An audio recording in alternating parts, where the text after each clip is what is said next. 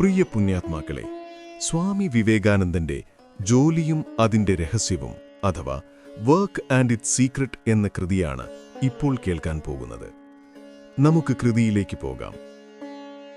എന്റെ ജീവിതത്തിൽ ഞാൻ പഠിച്ച ഏറ്റവും വലിയ പാഠങ്ങളിലൊന്ന് ഞാൻ ചെയ്യുന്ന ജോലിയെ അവസാനം വരെ ശ്രദ്ധയോടെ ചെയ്യണം എന്നതാണ്. ഈ പാഠം ഞാനൊരു മഹാനായ മനുഷ്യനിൽ നിന്നാണ് പഠിച്ചത്. അദ്ദേഹത്തിന്റെ സ്വന്തം ജീവിതം തന്നെ ഈ സിദ്ധാന്തത്തിന്റെ ജീവിച്ചിരിക്കുന്ന ഉദാഹരണമായിരുന്നു. ഈ ഒരൊറ്റ പാഠത്തിൽ നിന്നാണ് ഞാൻ എപ്പോഴും വലിയ കാര്യങ്ങൾ പഠിച്ചത്. വിജയത്തിന്റെ മുഴുവൻ രഹസ്യവും ഇതിലാണെന്ന് എനിക്ക് ഉറച്ച വിശ്വാസമുണ്ട്. അവസാനം വരെ ശ്രദ്ധ ചെലുത്തുക. നമ്മുടെ ജീവിതത്തിലെ ഏറ്റവും വലിയ കുറവെന്താണെന്ന് നോക്കിയാൽ നമ്മൾ ആദർശങ്ങളെ അതിയായി സ്നേഹിക്കുന്നവരാണ് എന്നതാണ്. ലക്ഷ്യം നമുക്ക് വളരെ ആകർഷകമായി തോന്നുന്നു, അതിനാൽ നമ്മുടെ മനസ്സിൽ അത് വലിയതായി വളരുന്നു. പക്ഷെ അങ്ങനെ ചെയ്യുമ്പോൾ ലക്ഷ്യത്തിലേക്ക് എത്തിക്കാൻ ആവശ്യമായ ചെറിയ കാര്യങ്ങൾ നമ്മൾ മറക്കുന്നു. പലപ്പോഴും നമ്മൾ പരാജയപ്പെടുമ്പോൾ അതിനെ ശരിയായി പരിശോധിച്ചാൽ 99% അവസരങ്ങളിലും പരാജയം സംഭവിക്കുന്നത് ഉപാധികളിൽ വേണ്ടത്ര ശ്രദ്ധ ചെലുത്താത്തതുകൊണ്ടാണെന്ന് മനസ്സിലാകും. ലക്ഷ്യത്തിലേക്ക് നയിക്കുന്ന വഴികളിലാണ് നമ്മൾ കൂടുതൽ ശ്രദ്ധ കൊടുക്കേണ്ടത്. ഉപാധികൾ ശരിയായാൽ ഫലം സ്വാഭാവികമായി ഉണ്ടാകും. ഫലം സ്വയം ഉണ്ടാകുന്നതല്ല, കാരണം ശരിയായിരിക്കണം. കാരണങ്ങൾ കൃത്യവും ശക്തവുമല്ലെങ്കിൽ ഫലമുണ്ടാകില്ല. ഒരിക്കൽ നാം ലക്ഷ്യം തിരഞ്ഞെടുത്ത് അതിലേക്കുള്ള വഴികളും തീരുമാനിച്ചാൽ പിന്നെ ലക്ഷ്യത്തെക്കുറിച്ച് അധികം ചിന്തിക്കേണ്ടതില്ല. കാരണം വഴികൾ പൂർണ്ണമായി നടപ്പാക്കിയാൽ ലക്ഷ്യം തീർച്ചയായും കൈവരും. കാരണമുള്ളിടത്ത് ഫലത്തെക്കുറിച്ച് ആശങ്ക വേണ്ട. കാരണത്തിൽ ശ്രദ്ധ കൊടുത്താൽ ഫലം സ്വയം വരും. ലക്ഷ്യം സഫലമാകുന്നതാണ് ഫലം. അതിലേക്ക് നയിക്കുന്ന വഴികളാണ് കാരണം. അതുകൊണ്ടാണ് ജീവിതത്തിന്റെ ഏറ്റവും വലിയ രഹസ്യം വഴികളിൽ ശ്രദ്ധ ചെലുത്തുക എന്നതാണ്. ഗീതയിലും ഇതേ കാര്യമാണ് പറയുന്നത്. നമ്മൾ ചെയ്യുന്ന ജോലി എന്തുതന്നെയായാലും നമ്മുടെ മുഴുവൻ ശക്തിയും മനസ്സും ഉപയോഗിച്ച് അത് ചെയ്യണം. എന്നാൽ അതോടൊപ്പം നാം അതിൽ അടിമകളാകരുത്. മറ്റൊന്നും നമ്മെ നമ്മുടെ ജോലിയിൽ നിന്ന് മാറ്റിക്കളയരുത്. അതേസമയം വേണമെങ്കിൽ ആ ജോലിയിൽ നിന്ന് വിട്ടുനിൽക്കാൻ കഴിയുന്ന മനസ്സും നമുക്കുണ്ടാകണം. നമ്മുടെ സ്വന്തം ജീവിതം പരിശോധിച്ചാൽ നമ്മുടെ ദുഃഖത്തിന്റെ പ്രധാന കാരണം ഇതാണെന്ന് മനസ്സിലാവും. ചില കാര്യങ്ങളിൽ നമ്മൾ നമ്മുടെ മുഴുവൻ ഊർജവും ചെലുത്തുന്നു. അത് നമ്മെ വേദനിപ്പിക്കുന്നതാണെന്ന് അറിഞ്ഞിട്ടും അതിൽ നിന്ന് വിട്ടുപോകാൻ നമ്മൾ തയ്യാറാവുന്നില്ല. കൂടുതൽ പിടിച്ചു നിൽക്കുന്നത് കൂടുതൽ ദുഃഖം മാത്രമേ നൽകൂ എന്നറിയുമ്പോഴും നമുക്കത് ഉപേക്ഷിക്കാൻ കഴിയുന്നില്ല. ഇതൊരു തേനീച്ചയെ പോലെയാണ്. തേൻ കുടിക്കാൻ അത് തേൻകലത്തിൽ വന്നു. പക്ഷേ അതിൻ്റെ കാലുകൾ തേൻകലത്തിൽ ഒട്ടിപ്പോയി. പിന്നെ അതിന് രക്ഷപ്പെടാൻ കഴിഞ്ഞില്ല. പലപ്പോഴും നമ്മളും അങ്ങനെ തന്നെയാണ്. ആസ്വദിക്കാൻ വന്ന ജീവിതത്തിൽ നമ്മൾ തന്നെ കുടുങ്ങിപ്പോകുന്നു. നമ്മൾ പിടിക്കാൻ വരുന്നു, പക്ഷേ അവസാനം നമ്മളാണ് പിടിക്കപ്പെടുന്നത്. ആസ്വദിക്കാൻ വരുന്നു, പക്ഷേ നമ്മളാണ് ആസ്വദിക്കപ്പെടുന്നത്. ഭരിക്കാൻ വരുന്നു, പക്ഷെ നമ്മളെയാണ് ഭരിക്കപ്പെടുന്നത്. ജോലി ചെയ്യാൻ വരുന്നു, പക്ഷെ നമ്മളെയാണ് ജോലി ചെയ്യിക്കുന്നത്. ജീവിതത്തിന്റെ എല്ലാ മേഖലകളിലും ഇത് സംഭവിക്കുന്നു. മറ്റുള്ളവരുടെ ചിന്തകൾ നമ്മളെ സ്വാധീനിക്കുന്നു. നാം ജീവിതത്തിലെ സന്തോഷങ്ങൾ ആസ്വദിക്കണമെന്നു കരുതുന്നു, പക്ഷേ അവ നമ്മെ പതുക്കെ തിന്നുകളയുന്നു. പ്രകൃതിയിൽ നിന്ന് എല്ലാം നേടണമെന്ന് നാം ആഗ്രഹിക്കുന്നു, പക്ഷേ ഒടുവിൽ പ്രകൃതി നമ്മിൽ നിന്ന് എല്ലാം എടുത്ത് നമ്മെ തന്നെ ഇല്ലാതാക്കുന്നുവെന്ന സത്യം നാം തിരിച്ചറിയുന്നു. ഇതൊന്നും ഉണ്ടായിരുന്നില്ലെങ്കിൽ ജീവിതം മുഴുവൻ സൂര്യപ്രകാശം നിറഞ്ഞതായിരിക്കും.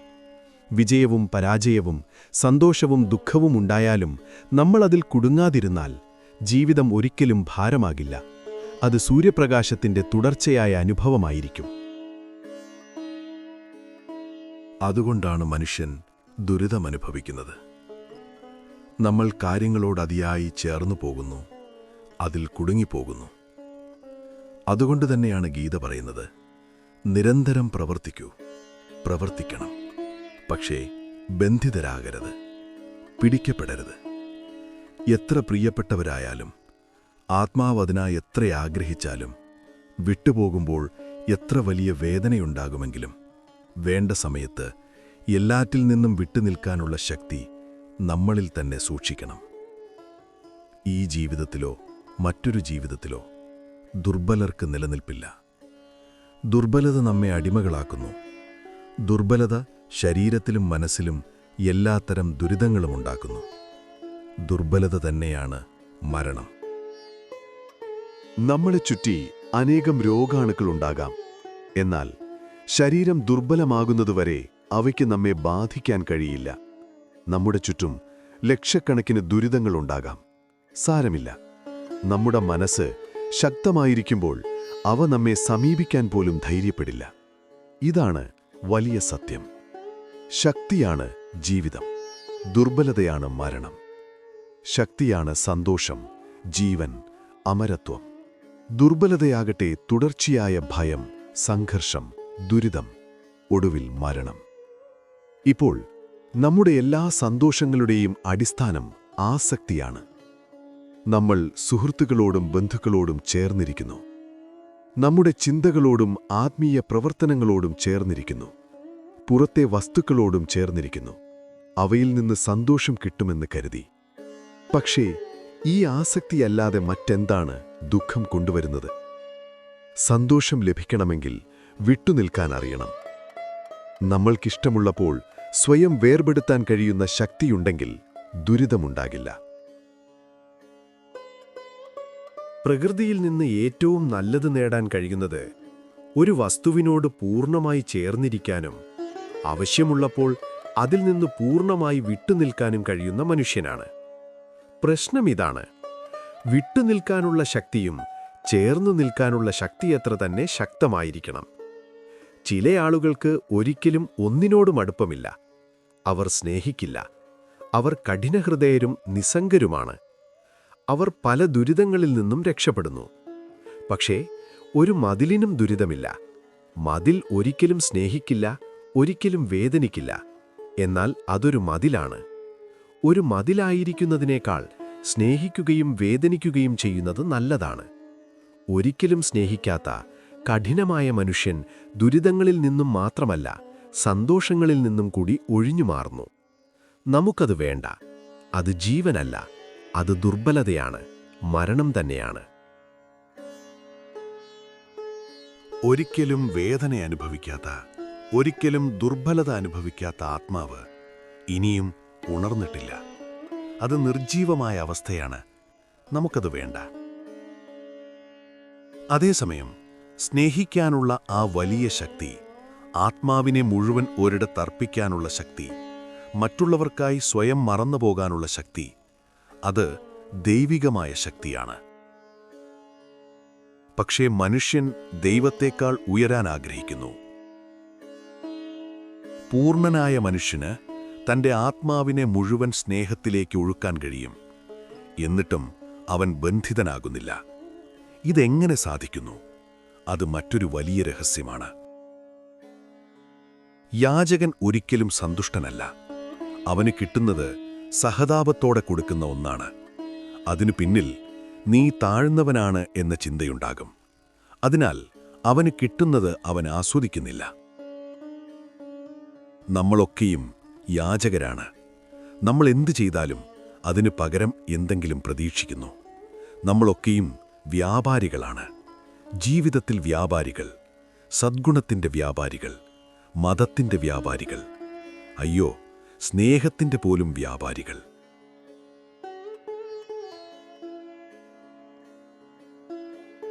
വ്യാപാരം ചെയ്യുന്നിടത്ത് കൊടുക്കലും വാങ്ങലുമുണ്ട്. നല്ല സമയവും മോശം സമയവും ഉണ്ടാകും. ലാഭവും നഷ്ടവും ഉണ്ടാകും. എപ്പോഴും തിരിച്ചടിയുണ്ടാകും. കണ്ണാടിയിൽ നോക്കുന്നത് പോലെയാണത്. നിങ്ങൾ ചിരിച്ചാൽ കണ്ണാടി ചിരിക്കും. നിങ്ങൾ മുഖം ചുളിച്ചാൽ കണ്ണാടിയും അതുതന്നെ കാണിക്കും. ഇതാണ് കൊടുക്കലും വാങ്ങലും. നമ്മൾ കുടുങ്ങുന്നതെങ്ങനെ? നമ്മൾ കൊടുക്കുന്നതുകൊണ്ടല്ല, നമ്മൾ പ്രതീക്ഷിക്കുന്നതുകൊണ്ടാണ്. നമ്മൾ സ്നേഹിച്ചതിനാലല്ല, സ്നേഹം തിരികെ വേണമെന്ന് ആഗ്രഹിച്ചതിനാലാണ് നമുക്ക് വേദന കിട്ടുന്നത്. ആഗ്രഹമില്ലാത്തിടത്ത് ദുരിതമില്ല. ആഗ്രഹങ്ങൾ വിജയപരാജയ നിയമങ്ങൾക്ക് കീഴിലാണ്. അതുകൊണ്ട് ആഗ്രഹങ്ങൾ ദുരിതം തന്നെയാകും നൽകുക. ഒന്നും തിരികെ പ്രതീക്ഷിക്കാതെ ജീവിക്കുന്ന മനുഷ്യനാണ് ഏറ്റവും വിജയിച്ച മനുഷ്യൻ. ഇത് കേൾക്കുമ്പോൾ ഒരു വിരോധാഭാസം പോലെ തോന്നാം. കാരണം നമ്മൾ ചിന്തിക്കും, നിസ്വാർത്ഥരായ ആളുകൾ എപ്പോഴും വഞ്ചിക്കപ്പെടുന്നില്ലേ? അവർക്ക് വേദനയുണ്ടാകുന്നില്ലേ? പുറമേ കാണുമ്പോൾ അത് ശരിയാണ്. ക്രിസ്തു നിസ്വാർത്ഥനായിരുന്നു. അദ്ദേഹത്തെ ക്രൂശിച്ചു. എന്നാൽ അദ്ദേഹത്തിന്റെ നിസ്വാർത്ഥത തന്നെയാണ് ലോകം കണ്ട ഏറ്റവും വലിയ വിജയം. അത് കോടിക്കണക്കിന് മനുഷ്യരുടെ ജീവിതത്തെ മാറ്റിയ വിജയമാണ്. അതുകൊണ്ടൊരു നിയമം മനസ്സിലാക്കണം. ഒന്നും ചോദിക്കരുത്, പകരം ഒന്നും പ്രതീക്ഷിക്കരുത്. നിങ്ങൾക്ക് നൽകാൻ കഴിയുന്നത് നൽകുക. അത് നിങ്ങളിലേക്ക് തിരികെ വരും. പക്ഷെ ഇപ്പോൾ അതിനെക്കുറിച്ച് ചിന്തിക്കരുത്. അത് പല മടങ്ങായി തിരികെ വരും. എന്നാലും അതിലേക്ക് ശ്രദ്ധ പോകണ്ട. നിങ്ങൾക്ക് നൽകാൻ കഴിയുന്ന ശക്തിയുണ്ടെങ്കിൽ അത് കൊടുക്കൂ. അവിടെയാണത് അവസാനിക്കേണ്ടത്. ജീവിതം മുഴുവൻ നൽകലാണ്. പ്രകൃതി നിങ്ങളെ ഒരിക്കലും ശേഖരിച്ചുകൊണ്ട് ജീവിക്കാൻ അനുവദിക്കില്ല. ഇന്നല്ലെങ്കിൽ നാളെ നിങ്ങൾ ശേഖരിച്ചതെല്ലാം ഉപേക്ഷിക്കേണ്ടി വരും. ജീവിതത്തിലേക്ക് വരുമ്പോൾ നമ്മൾ ശേഖരിക്കാനാണ് ശ്രമിക്കുന്നത്. കൈകൾ മുറുക്കി പിടിച്ച് എനിക്ക് വേണമെന്ന് പറയുന്നു. പക്ഷേ പ്രകൃതി നമ്മുടെ കൈകൾ ബലമായി തുറക്കും. നിങ്ങൾ ആഗ്രഹിച്ചാലും ഇല്ലെങ്കിലും നിങ്ങൾ നൽകേണ്ടി വരും. ഞാൻ കൊടുക്കില്ല എന്ന് പറയുന്ന നിമിഷം വേദന തുടങ്ങുന്നു. ഒടുവിൽ എല്ലാവരും എല്ലാം വിട്ടുനിൽക്കാൻ നിർബന്ധിതരാണ്. ഈ നിയമത്തോട് നാം എത്ര കൂടുതൽ പോരാടുന്നുവോ അത്ര കൂടുതൽ നാം ദുഃഖിക്കും. നമുക്ക് നൽകാൻ ധൈര്യമില്ലാത്തതിനാലാണ് നമ്മൾ ദുരിതത്തിലാകുന്നത്. പ്രകൃതി എല്ലായിടത്തും ഈ നിയമം കാണിക്കുന്നു. കാടില്ലാതാകുന്നു, പക്ഷേ പകരം ചൂട് കിട്ടുന്നു. സൂര്യൻ സമുദ്രത്തിൽ നിന്ന് വെള്ളം എടുത്തുകൊള്ളുന്നു, പിന്നെ അത് മഴയായി തിരികെ നൽകുന്നു. ജീവിതമെന്നത് എടുക്കലും നൽകലും നടക്കുന്ന ഒരു ചക്രമാണ്. നിങ്ങൾ എടുക്കുന്നത് കൊടുക്കാൻ വേണ്ടിയാണ്. അതുകൊണ്ട് ഒന്നും ചോദിക്കരുത്, കൊടുക്കുക മാത്രം ചെയ്യൂ. നിങ്ങൾ കൂടുതൽ കൊടുക്കുമ്പോൾ കൂടുതൽ നിങ്ങളിലേക്ക് വരും. ഈ മുറിയിൽ നിന്ന് വായു പുറത്തേക്ക് പോകുമ്പോൾ പുറത്തുള്ള വായു അകത്തേക്ക് നിറയും. പക്ഷെ എല്ലാ വാതിലുകളും അടച്ചാൽ എന്ത് സംഭവിക്കും? പുറത്തുനിന്നൊന്നും വരില്ല. ഉള്ളിലുള്ള വായു നിശ്ചലമാകും. അത് ദുഷിക്കും. ഒരു നടി നിരന്തരം സമുദ്രത്തിലേക്ക് ഒഴുകുന്നതിനാലാണ് വീണ്ടും വീണ്ടും നിറയുന്നത്. സമുദ്രത്തിലേക്കുള്ള വഴിയെ തടയരുത്. അങ്ങനെ ചെയ്ത നിമിഷം ജീവൻ നിൽക്കും. അതുകൊണ്ട് യാചകനാകരുത്. ബന്ധനം ഉപേക്ഷിക്കുക. അറ്റാച്ച്മെന്റ് ഉപേക്ഷിക്കുക. ഇത് ജീവിതത്തിലെ ഏറ്റവും ബുദ്ധിമുട്ടുള്ള കാര്യമാണ്. ദൂരെ നിന്ന് അപകടം വളരെ നിസ്സാരമായി കാണും. പക്ഷേ അതിലകപ്പെട്ടാൽ മാത്രമേ അതിൻ്റെ വേദന അറിയൂ. നമ്മുടെ ശ്രമങ്ങൾ പരാജയപ്പെടുമ്പോഴും വേദന കൊണ്ട് തളരുമ്പോഴും ഹൃദയത്തെ സംരക്ഷിക്കണം. ഈ എല്ലാത്തിനിടയിലും ദൈവത്തെ ഉറച്ചുപിടിക്കണം. പ്രകൃതി നമ്മോട് പറയുന്നത് ഇതാണ്: തിരിച്ചടി നൽകൂ, വഞ്ചനയ്ക്ക് വഞ്ചന ചെയ്യൂ, നുണയ്ക്ക് നുണ പറയൂ. പക്ഷെ അതെല്ലാം ചെയ്യാതിരിക്കാൻ, സ്വയം നിയന്ത്രിക്കാൻ, ബന്ധനരഹിതനായി നിലനിൽക്കാൻ സാധാരണ മനുഷ്യശക്തി പോരാ. അതിനായി ഒരതിദിവ്യശക്തി വേണം. എല്ലാ ദിവസവും നമ്മൾ അറ്റാച്ച്മെന്റിൽ നിന്ന് പിന്മാറാനുള്ള നമ്മുടെ ദൃഢനിശ്ചയം പുതുക്കുന്നു. നമ്മുടെ കണ്ണുകൾ പിന്നിലേക്ക് തിരിച്ച് നമ്മുടെ സ്നേഹത്തിൻ്റെയും ബന്ധത്തിൻ്റെയും മുൻകാല വസ്തുക്കളിലേക്ക് നോക്കുന്നു. അവ ഓരോന്നും നമ്മെ എങ്ങനെ ദുരിതത്തിലാക്കിയെന്ന് നമുക്കനുഭവപ്പെടുന്നു. നമ്മുടെ സ്നേഹം കാരണം നമ്മൾ നിരാശയുടെ ആഴങ്ങളിലേക്ക് ഇറങ്ങിപ്പോയി. മറ്റുള്ളവരുടെ കൈകളിൽ വെറും അടിമകളായി ഞങ്ങൾ സ്വയം കണ്ടെത്തി. നമ്മൾ താഴേക്ക്, വളരെ താഴേക്ക് വലിച്ചിഴയ്ക്കപ്പെട്ടു. നമ്മൾ പുതിയൊരു ദൃഢനിശ്ചയമെടുക്കുന്നു. ഇനി മുതൽ ഞാൻ എൻ്റെ യജമാനനാകും. ഇനി മുതൽ എനിക്ക് എൻ്റെ മേൽ നിയന്ത്രണമുണ്ടാകും. എന്നാൽ സമയം വരുമ്പോൾ വീണ്ടും അതേ കഥ. വീണ്ടും ആത്മാവ് പിടിക്കപ്പെടുന്നു. പുറത്തു കടക്കാൻ കഴിയില്ല. പക്ഷി ഒരു വലയിലകപ്പെട്ട പോലെ കഷ്ടപ്പെടുകയും പറക്കുകയും ചെയ്യുന്നു. ഇതാണ് നമ്മുടെ ജീവിതം. എനിക്കറിയാം ബുദ്ധിമുട്ടുകൾ. അവ വളരെ വലുതാണ്. നമ്മളിൽ 90% പേരും നിരുത്സാഹപ്പെടുകയും ഹൃദയം തകരുകയും ചെയ്യുന്നു. നമ്മൾ പലപ്പോഴും അശുഭാപ്തി വിശ്വാസികളാകുകയും ആത്മാർത്ഥതയിലും സ്നേഹത്തിലും മഹത്തായതും ഉദാത്തവുമായ എല്ലാത്തിലും വിശ്വസിക്കുന്നത് അവസാനിപ്പിക്കുകയും ചെയ്യുന്നു. അതുകൊണ്ടാണ് യൗവനത്തിൽ ലളിതരും ദയയുള്ളവരും നിഷ്കളങ്കരുമായിരുന്ന ആളുകൾ വാർദ്ധക്യത്തിൽ മുഖം മൂടിയുള്ള മനുഷ്യരായി മാറുന്നത് നാം കാണുന്നത്. അവരുടെ മനസ്സ് സങ്കീർണതയുടെ ഒരു കൂട്ടമാണ്. ധാരാളം ബാഹ്യനയങ്ങളുണ്ടാകാം ഒരുപക്ഷേ. അവർ ഭ്രാന്തന്മാരല്ല. അവർ സംസാരിക്കുന്നില്ല. പക്ഷേ അങ്ങനെ ചെയ്യുന്നതാണ് നല്ലത്. അവരുടെ ഹൃദയങ്ങൾ മരിച്ചിരിക്കുന്നു. അതിനാൽ അവർ സംസാരിക്കുന്നില്ല. അവർ ശപിക്കുന്നില്ല, കോപിക്കുന്നില്ല. പക്ഷേ അവർക്ക് കോപിക്കാൻ കഴിയുന്നതാണ് നല്ലത്. 1000 മടങ്ങ് നല്ലത് ശപിക്കാൻ കഴിയുന്നതാണ്. അവർക്ക് കഴിയില്ല. ഹൃദയത്തിൽ മരണമുണ്ട്. കാരണം തണുത്ത കൈകൾ അതിനെ പിടികൂടിയിരിക്കുന്നു. അതിനിനി പ്രവർത്തിക്കാൻ കഴിയില്ല. ഒരു ശാപം ഉച്ചരിക്കാൻ പോലും. ഒരു പരുഷമായ വാക്കുപയോഗിക്കാൻ പോലും. ഇതെല്ലാം നാം ഒഴിവാക്കണം. അതുകൊണ്ടാണ് ഞാൻ പറയുന്നത്, നമുക്ക് അതിദൈവിക ശക്തി ആവശ്യമാണ്. അതിദൈവിക ശക്തിക്ക് മാത്രം ശക്തിയില്ല. അതിദൈവിക ശക്തി മാത്രമാണ് ഏക പോംവഴി, ഒരേയൊരു പോംവഴി. അതിലൂടെ മാത്രമേ നമുക്ക് ഈ സങ്കീർണതകളിലൂടെയും ദുരിതങ്ങളുടെ മഴയിലൂടെയും പരിക്കേൽക്കാതെ കടന്നുപോകാൻ കഴിയൂ. നമ്മൾ കഷണങ്ങളായി മുറിക്കപ്പെട്ടേക്കാം, ഛിന്നഭിന്നമാക്കപ്പെട്ടേക്കാം. പക്ഷെ നമ്മുടെ ഹൃദയങ്ങൾ എല്ലായ്പ്പോഴും കൂടുതൽ ശ്രേഷ്ഠമായി വളരണം. ഇത് വളരെ ബുദ്ധിമുട്ടാണ്. പക്ഷേ നിരന്തരമായ പരിശീലനത്തിലൂടെ നമുക്ക് ആ ബുദ്ധിമുട്ടിനെ മറികടക്കാൻ കഴിയും. നമ്മൾ അതിനിരയാകുന്നില്ലെങ്കിൽ നമുക്കൊന്നും സംഭവിക്കില്ലെന്ന് നാം പഠിക്കണം. ഞാനിപ്പോൾ പറഞ്ഞല്ലോ, ശരീരം തയ്യാറാകുന്നതുവരെ ഒരു രോഗവും എനിക്ക് വരില്ല. അത് രോഗാണുക്കളെ മാത്രം ആശ്രയിക്കുന്നില്ല, മറിച്ച് ശരീരത്തിൽ ഇതിനകം തന്നെയുള്ള ഒരു പ്രത്യേക പ്രവണതയെ ആശ്രയിച്ചിരിക്കുന്നു. നമുക്ക് അനുയോജ്യമായത് മാത്രമേ ലഭിക്കൂ. നമ്മുടെ അഭിമാനം ഉപേക്ഷിച്ച് ഇത് മനസ്സിലാക്കാം. ഒരിക്കലും അർഹിക്കാത്ത ദുരിതമല്ലാതെ, അർഹിക്കാത്ത ഒരു പ്രഹരവും ഉണ്ടായിട്ടില്ല. എൻ്റെ സ്വന്തം കൈകൊണ്ട് ഞാൻ വഴിയൊരുക്കാത്ത ഒരു തിന്മയും ഉണ്ടായിട്ടില്ല. നമ്മളതറിയണം. സ്വയം വിശകലനം ചെയ്യുക. നിങ്ങൾക്ക് ലഭിച്ച ഓരോ പ്രഹരവും നിങ്ങൾ അതിനായി അയ്യാറെടുത്തതുകൊണ്ടാണ് നിങ്ങളിലേക്ക് വന്നതെന്ന് നിങ്ങൾ കണ്ടെത്തും. നിങ്ങൾ പകുതി ചെയ്തു, പുറം ലോകം ബാക്കി പകുതി ചെയ്തു. അങ്ങനെയാണ് പ്രഹരം വന്നത്. അത് നമ്മെ ശാന്തരാക്കും. അതേസമയം ഈ വിശകലനത്തിൽ നിന്ന് തന്നെ ഒരു പ്രത്യാശയുടെ കുറിപ്പ് വരും. പ്രത്യാശയുടെ കുറിപ്പിതാണ്: എനിക്ക് ബാഹ്യലോകത്തിൻ്റെ നിയന്ത്രണമില്ല, പക്ഷേ എന്നിലുള്ളതും എന്നോട് കൂടുതൽ അടുത്തതുമായ എൻ്റെ സ്വന്തം ലോകം എൻ്റെ നിയന്ത്രണത്തിലാണ്. രണ്ടും ഒരുമിച്ച് ഒരു പരാജയം വരുത്തേണ്ടതുണ്ടെങ്കിൽ, രണ്ടും ഒരുമിച്ച് എനിക്കൊരു പ്രഹരം നൽകേണ്ടതുണ്ടെങ്കിൽ, എൻ്റെ കൈവശമുള്ളതിന് ഞാൻ സംഭാവന നൽകില്ല.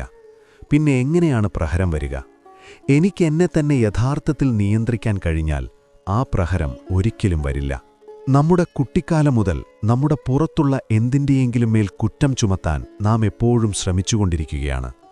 നമ്മെ തന്നെയല്ല, മറ്റുള്ളവരെ നേരെയാക്കാനാണ് നാം എപ്പോഴും എഴുന്നേറ്റ് നിൽക്കുന്നത്. നമ്മൾ ദുരിതത്തിലാണെങ്കിൽ, ഓ, ലോകമൊരു പിശാചിൻ്റെ ലോകമാണ് എന്ന് നമ്മൾ പറയും. മറ്റുള്ളവരെ ശപിച്ച് എന്തൊരു വിഡ്ഢികൾ എന്ന് നമ്മൾ പറയും. പക്ഷെ നമ്മൾ ശരിക്കും നല്ലവരാണെങ്കിൽ നമ്മൾ എന്തിനാണ് അത്തരമൊരു ലോകത്ത് ജീവിക്കുന്നത്? ഇതൊരു പിശാചിൻ്റെ ലോകമാണെങ്കിൽ നമ്മളും പിശാചുക്കളായിരിക്കണം. മറ്റെന്താണ് നമ്മൾ ഇവിടെയുള്ളത്? ഓ, ലോകത്തിലെ ആളുകൾ ഇത്ര സ്വാർത്ഥരാണ്. ശരിയാണ്. പക്ഷെ നമ്മൾ മികച്ചവരാണെങ്കിൽ നമ്മൾ എന്തിനാണ് ആ കൂട്ടുകെട്ടിൽ കാണപ്പെടുന്നത്? അതൊന്ന് ചിന്തിച്ചു നോക്കൂ. നമുക്കർഹമായതു മാത്രമേ ലഭിക്കൂ. ലോകം മോശമാണെന്നും നമ്മൾ നല്ലവരാണെന്നും പറയുന്നത് ഒരു നുണയാണ്. അതൊരിക്കലും അങ്ങനെ ആവാൻ കഴിയില്ല. നമ്മൾ സ്വയം പറയുന്ന ഒരു ഭയങ്കര നുണയാണിത്. പഠിക്കേണ്ട ആദ്യ പാഠം ഇതാണ്: പുറത്തുള്ള ഒന്നിനെയും ശപിക്കരുതെന്നും പുറത്തുള്ള ആരുടെയും മേൽ കുറ്റം ചുമത്തരുതെന്നും ദൃഢനിശ്ചയം ചെയ്യുക. മറിച്ച് ഒരു പുരുഷനായിരിക്കുക, എഴുന്നേറ്റു നിൽക്കുക, കുറ്റം സ്വയം ചുമത്തുക. അതെല്ലായ്പ്പോഴും സത്യമാണെന്ന് നിങ്ങൾ കണ്ടെത്തും. സ്വയം മുറുകെ പിടിക്കുക.